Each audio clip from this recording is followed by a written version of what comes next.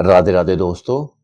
क्या आपके जीवन में कभी ऐसा हुआ है कि आप बहुत बड़ी पूजा पाठ, दान पुण्य या नियम धर्म का पालन कर रहे हो, लेकिन फिर भी आपके मन को वो सच्ची शांति या संतुष्टि ना मिल रही हो? और दूसरी तरफ कोई साधारण व्यक्ति बिना किसी दिखावे के भगवान के बहुत करीब महसूस होता हो।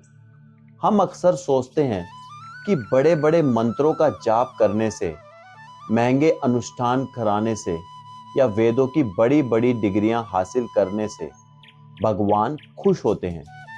लेकिन श्रीमद् भागवत महापुराण के दशम स्कंद में एक ऐसा प्रसंग आता है जो हमारे इस भ्रम को पूरी तरह तोड़ देता है। ये कथा है यज्ञ करता ब्राह्मणों की पत्नियों के उद्धार की। इस कथा में जहां बड़े बड़े प्रकांड पंडित साक्षात भगवान को अपने द्वार से खाली हाथ लौटा देते हैं, वहीं उनकी साधारण पत्नियां सब कुछ छोड़कर भगवान को तृप्त कर देती हैं। आखिर क्यों विद्वान पंडित पीछे छूट गए और क्यों उन महिलाओं को साक्षात परम ब्रह्म का दर्शन मिला? आइए जानते हैं आज के इस वीडियो में। इसे अंत तक जरूर देखिएगा, क्योंकि आज आपको ईश्वर को रीझने की असली गुप्त मंत्र मिलने वाला है। कथा आती है दसम स्कंद के 23वें अध्याय में। भगवान श्री कृष्ण और बलराम जी अपने ग्वाल बाल सखाओं के साथ वृंदावन के जंगलों में गैया चराने बहुत दूर निकल गए थे।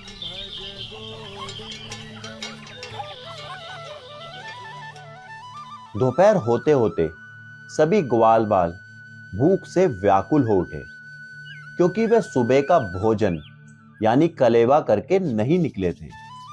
उन्होंने कृष्ण से कहा, कन्हैया, हमें बहुत तेज भूख लगी है, कुछ उपाय करो। भगवान कृष्ण ने मुस्कुराते हुए अपने सखाओं से कहा, मित्रों, पास ही में कुछ वेद पाठी ब्राह्मण आंगिरस यज्ञ कर रहे हैं। वह स्वर्ग की प्राप्ति के लिए बड़े बड़े अनुष्ठान में लीन है।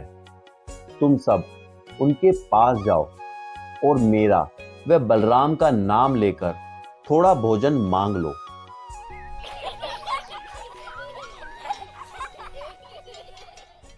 ग्वाल बाल बड़ी उम्मीद के साथ यज्ञशाला में पहुंचे। उन्होंने दोनों हाथ जोड़कर, सिर झुकाकर उन विद्वान ब्राह्मणों को प्रणाम किया और कहा, हे भूत देवों, वन में कृष्ण और बलराम भूखे हैं, कृपया यज्ञ के अन्न में से थोड़ा भोजन हमें दे दीजिए।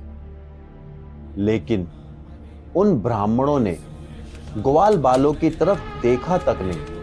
वे अपने वेदों के ज्ञान और यज्ञ के अहंकार में इतने डूबे थे कि उन्होंने कृष्ण को एक साधारण बालक समझा और ग्वाल बालों को झिड़क कर मौन साध लिया। निराश होकर ग्वाल बाल वापस कृष्ण के पास आए। अंतर्यामी कृष्ण सब समझ गए। उन्होंने हंसते हुए कहा, सखाओ, संसार में मांगने पर तिरस्कार तो मिलता ही है, दुखी मत हो। इस बार तुम यज्ञशाला के पीछे रसोई घर में जाओ, जहां उन ब्राह्मणों की पत्नियां यानी ब्राह्मणियां भोजन बना रही हैं। ग्वाल बाल जब रसोई में पहुंचे और उन्होंने जैसे ही उन सरल हृदय महिलाओं से कहा कि श्याम सुंदर भूखे हैं, उन ब्राह्मणियों के हृदय में प्रेम का बांध टूट गया। वह समाज की लोक लाज, अपने पतियों का डर और सारे नियम कानून भूल गई। उन्होंने बड़े बड़े बर्तनों में तरह तरह के 56 भोग भरे और नंगे पैर जंगलों की तरफ दौड़ पड़ी। उनके पतियों ने उन्हें रोका, भाइयों ने हाथ पकड़े, लेकिन उस दिन साक्षात परमात्मा की भूख के सामने संसार का कोई बंधन काम नहीं आया। वह वन में पहुंच गई, जहां कदम्ब के पेड़ के नीचे त्रिभंगी मुद्रा में कन्हैया खड़े थे। भगवान ने बड़े चाव से उनके हाथों से भोजन ग्रहण किया और उन्हें सदा के लिए जीवन मरण के चक्र से मुक्त कर दिया।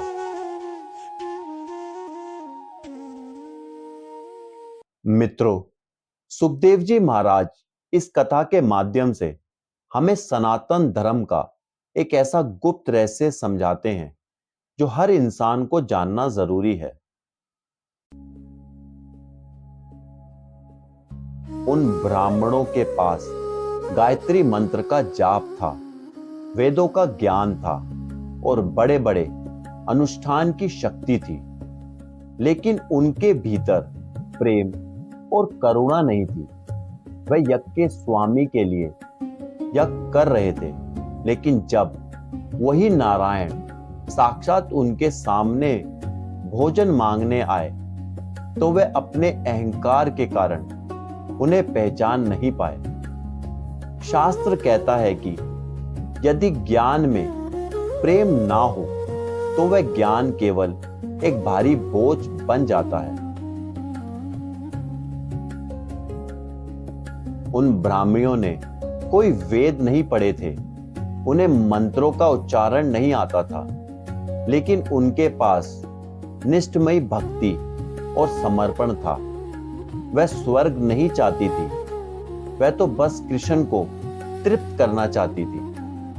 भगवान कभी डिग्रियों के, धन दौलत के या ऊंचे कुलों के भूखे नहीं होते, वह तो केवल भाव और प्रेम के भूखे हैं। अब इस कथा को अपने आज के जीवन पर उतार कर देखिए। हम भी कई बार भगवान की भक्ति को केवल भारी आडंबर बना लेते हैं। हम सोचते हैं 2 घंटे बैठकर बिना मन के माला फेर ली या मंदिर में बड़ा दान दे दिया तो भगवान खुश हो गए। लेकिन यह कथा सिखाती है कि अगर आपके दिल में किसी भूखे के प्रति दया नहीं है, किसी असहाय के प्रति करुणा नहीं है, तो आपके बड़े बड़े अनुष्ठान भी बेकार है। तो मित्रों, अपनी पूजा पाठ में अहंकार को जगह मत दीजिए, बल्कि अपने भीतर प्रेम और समर्पण का भाव जगाइए। आपको यज्ञ पत्नियों के उद्धार की यह रहस्यमय कथा और इसका यह गुप्त संदेश कैसा लगा, मुझे कमेंट बॉक्स में जय श्री कृष्ण लिखकर जरूर बताइएगा। अगर यह वीडियो आपके दिल को छू गई हो तो इसे लाइक करें और अपने मित्रों के साथ शेयर करें। हमारे चैनल को सब्सक्राइब करना ना भूलें ताकि हम मिलकर भागवत के इन अनमोल मोतियों को अपने जीवन में उतार सकें। मिलते हैं अगली वीडियो में, तब तक के लिए जय श्री कृष्ण।